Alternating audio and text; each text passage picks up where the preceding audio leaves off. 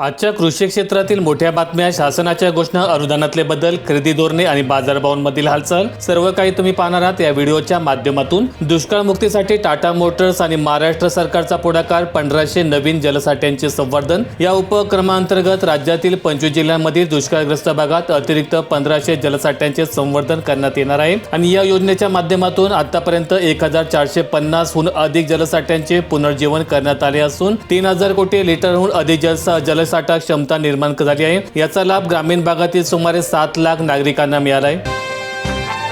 17,000 गावे, सेवा, सोसायट्या विनाच अस्तित्वातील सहकारी संस्थांची संकेतस्थळावर नोंदणी सुरू। केंद्र सरकारच्या सहकार विभागाने देशातील प्रत्येक गावात प्राथमिक स्तरावर कृषी पतपुरवठा करण्याची सेवा सोसायट्यांची स्थापना करण्याचे निर्देश देण्यात आले होते। अजित पवारांचे सीसीटीव्ही फुटेज देण्यास केंद्रीय मंत्रालयाचा नकार, आरटीआय अर्ज फेटाळला, कार्यकर्त्यांची कोर्टामध्ये धाव। अजित पवार हे महाराष्ट्राचे उपमुख्यमंत्री म्हणून घटनात्मक पदावर काम करणारे लोकप्रतिनिधी आणि शासकीय लोकसेवक होते आणि याचा दाखला देत केंद्रीय विमान वाहतूक विभागाने मुंबई विमानतळाजवळील सीसीटीव्ही फुटेज देण्यास नकार दिला आहे। शेतकऱ्यांना विश्वासात घेऊनच मोजणी करा, शालेय शिक्षण मंत्री भुसे यांचे जिल्हाधिकारी कार्यालयात बैठकीत निर्देश। भूसंपादन करताना शेतकऱ्यांना विश्वासात घेऊन व त्यांच्या समक्ष मोजणी करावी। मोजणी करताना कोणत्याही बाधित शेतकऱ्यांवर अन्याय होणार नाही याची दक्षता घ्यावी, असे निर्देश राज्याचे शालेय शिक्षण मंत्री दादा भुसे यांनी दिले। ऊसतोड कामगारांना मिळणार गृहोपयोगी वस्तू, 4 लाख कामगारांचा समावेश, बीड जिल्ह्यात सर्वाधिक लाभार्थी। पहिल्या टप्प्यामध्ये या योजनेतून 4 लाख नोंदणीकृत ऊसतोड कामगारांपैकी 1 लाख कामगारांना हा शिधा संच मोफत दिला जाणार असून उर्वरित 3 लाख कामगारांना टप्प्याटप्प्याने हा शिधा दिला जाणार आहे। त्यासाठी सर्वाधिक लाभार्थी संख्या ही बीड जिल्ह्यातील कामगारांची असून यात 25,000 लाभार्थी संख्या निश्चित करण्यात आलेली आहे। शेतकऱ्यांच्या आक्रोशानंतरही शक्तीपीठासाठी जमीन मोजणी, पोलीस प्रशासनाकडून बळाचा वापर, आंदोलकांच्या अटकेनंतर मोजणी केली। परभणी तालुक्यातील सहजपूर जवळ येथे जमीन मोजणीसाठी गेलेल्या अधिकाऱ्यांनी दंडेशाही केली। शेतकऱ्यांनी दुपारी 12 वाजेपर्यंत निकराने लढा दिल्यानंतर पोलिसांनी आंदोलकांना अटक केली। त्यानंतर प्रशासनाने शेतजमीन मोजणीचा सोपस्कार पार पाडला। अमृत योजनेची अपूर्ण कामे मार्गी, बीडचे प्रशासन लागले कामाला। पाणी टंचाई टाळण्यासाठी दुरुस्तांना वेग। 1 एप्रिलपासून टोल प्लाझावर रोख रक्कम स्वीकारणार नाही, टोल प्रणाली पूर्णपणे डिजिटल, रेडिओ फ्रिक्वेन्सी आयडेंटिफिकेशन तंत्रज्ञानाचा वापर केला जाणार। नाशिक जिल्ह्यातील विंचूरला बारदानाभावी 4 दिवसांपासून मका खरेदी ठप्प। नाशिकच्या निफाड तालुक्यातील लासलगाव जवळील चिंचोर येथील विभागात मक्याने भरलेले सुमारे 30 ट्रॅक्टर खरेदी केंद्रावर उभे असून शेतकऱ्यांना मोठ्या गैरसोयीला सामोरे जावं लागतंय। बाजारभावापेक्षा प्रति क्विंटल मक्याला 700 ते 800 रुपये अधिक दर मिळत असल्यामुळे शेतकरी शासकीय मका खरेदी केंद्रावर मका विक्रीला प्राधान्य देताना दिसत आहेत। नागपूर जिल्ह्यात होळीपूर्वी मनरेगा मजुरांना मिळणार दिलासा, 67 कोटींचा निधी मंजूर। वाढीव लेबर बजेटलाही केंद्राची मान्यता, मनरेगा आयुक्त डॉक्टर भरत बाष्टेवाडे यांची माहिती। संबंधित निधीची देयके कोषागाराकडे सादर करण्यात आली असून पुढील 2 ते 3 दिवसात मजुरांच्या खात्यावर थेट मजुरी जमा होणार आहे। त्यामुळे सणासुदीच्या काळात मजुरांना आर्थिक आधार मिळणार आहे। अपात्रतेची भीती दाखवत पात्र महसूल मंडळातील शेतकऱ्यांची लूट, विमा प्रतिनिधींचा प्रताप, बोगस विमा चालवणाऱ्या रॅकेटच्या चौकशीची मागणी। विमा प्रतिनिधींकडून विमा मंजूर करून घेण्याच्या नावाखाली प्रति हेक्टरी 5,000 रुपयांची शेतकऱ्यांकडून अवैध वसुली केली जात असल्यामुळे जळगाव जिल्ह्यामध्ये खळबळ उडाली आहे। महाराष्ट्रावर अवकाळीचं संकट, ढगांच्या गडगडाटासह पावसाचा अंदाज, 11 जिल्ह्यांना इशारा, बळीराजा चिंतेत। राज्यावर अवकाळी पावसाचं संकट आहे। राज्यात सध्या ढगाळ वातावरण असून सोमवार आणि मंगळवारी 11 जिल्ह्यांमध्ये पाऊस पडण्याचा अंदाज आहे, त्यामुळे बळीराजा चिंतेत आहे। मिरचीला सोन्याची झळाळी, लाल मिरची 28,000वर, हिरव्या मिरचीने गाठला उच्चांक। शेतकऱ्यांच्या खिशात खुळखुळी लक्ष्मी, भिवापूर मार्केट यार्डात लाल मिरचीची आवक घटली। सोलापूर जिल्ह्यात विम्यासाठी मंडळ स्तर पीक कापणी प्रयोग, फेब्रुवारीचा 15 उलटला तरी शेतकरी मदतीच्या प्रतीक्षेतच। राज्यात सौर ऊर्जा उत्पादक कंत्राटदारांकडून काम बंद, सौर ऊर्जा ग्राहकांसाठी जाचक नियम लागू केल्यामुळे आंदोलन। वीज मंडळाच्या महावितरणाच्या वतीने कोणतीही पूर्वसूचना न देता सौर ऊर्जा ग्राहकांसाठी जाचक नियम लागू केल्यामुळे राज्यातील तब्बल 10,000 कंत्राटदार आणि 50,000पेक्षा अधिक कर्मचाऱ्यांनी काम बंद आंदोलन सुरू केलं असून सोलार उद्योगावरच संक्रांत आली आहे।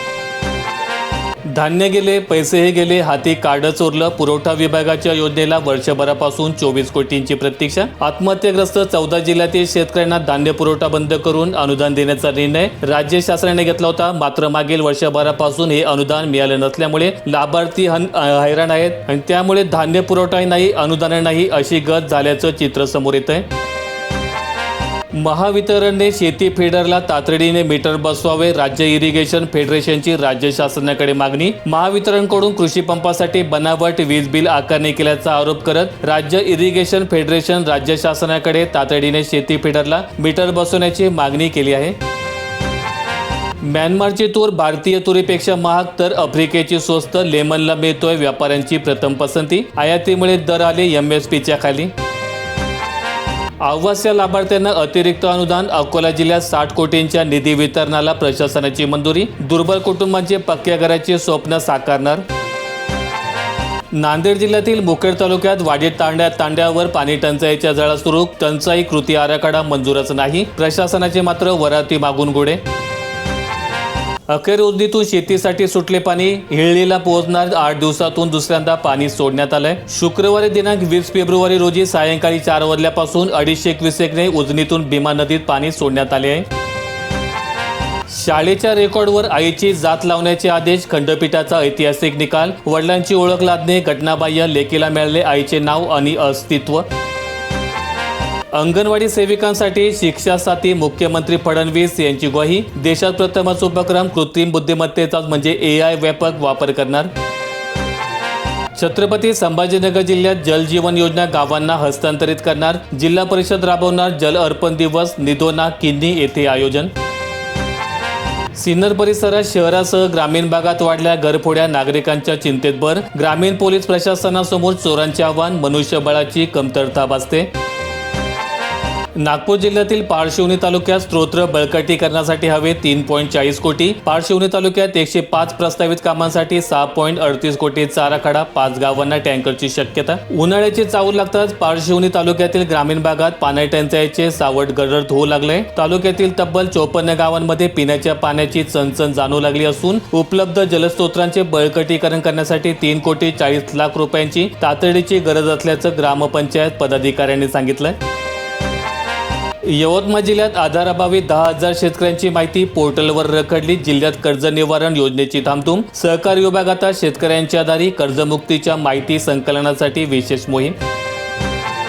दूषित पाण्यामुळे पुणेकरांचे आरोग्य धोक्यात. अनेक भागात होतोय गढूळ पाण्याचा पुरवठा. नागरिकांमध्ये उसळते संतापाची लाट. ओतूर परिसरात 3.5 महिन्यात 14 बिबटे जेरबंद. गाढवपड भागात बिबट्या पिंजऱ्यामध्ये. थर्मल ड्रोनद्वारे बिबट्यांच्या हालचालींवर लक्ष. गहू तांदूळ वितरण. मक्याचा निर्णय सर्व जिल्ह्यांना लागू नाही. नागरिकांमध्ये संभ्रमाचं वातावरण. राज्य शासनाने अंत्योदय आणि प्राधान्य कुटुंब योजनेतील लाभार्थ्यांना गव्हासोबत मका देण्याची घोषणा केली असली तरी हा निर्णय सर्व जिल्ह्यांना लागू नसल्याचं स्पष्ट झालं आहे. मक्याचे उत्पादन अधिक असलेल्या निवडक जिल्ह्यांपुरताच हा निर्णय मर्यादित असल्यामुळे इतर भागातील नागरिकांमध्ये संभ्रम निर्माण झाला होता. कापूस खरेदीला 31 मार्चपर्यंत मुदतवाढ देण्याची मागणी. सुधीर मुनगंटीवार यांचे मुख्यमंत्र्यांना निवेदन. सुधीर मुनगंटीवार यांनी मुख्यमंत्री देवेंद्र फडणवीस यांच्याकडे कापूस खरेदीसाठी मुदतवाढ देण्याची मागणी केली. 27 फेब्रुवारी 2026 ची अंतिम मुदत 31 मार्च 2026 पर्यंत वाढवावी अशी विनंती मुनगंटीवार यांनी केलेली आहे. व्हिडिओ आवडला असेल तर लाईक ठोका, शेअर करा आणि अशा दैनंदिन शेतकरी बातम्या अपडेट्स मिळवण्यासाठी सबस्क्राईब करून बेल आयकॉनचं बटन दाबा.